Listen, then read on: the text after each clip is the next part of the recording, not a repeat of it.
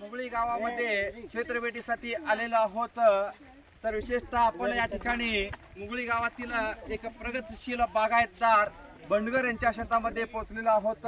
या ठिकाणी आपण ड्रॅगन फ्रूट आणि सिंधीचे झाड आपण पाहिलेलो आहोत। ड्रॅगन फ्रूट मध्ये त्यांनी अत्यंत चांगल्या पद्धतीने आंतरपीक घेण्याचा प्रयत्न केलेला आहे। आंतरपीक आहे तूर।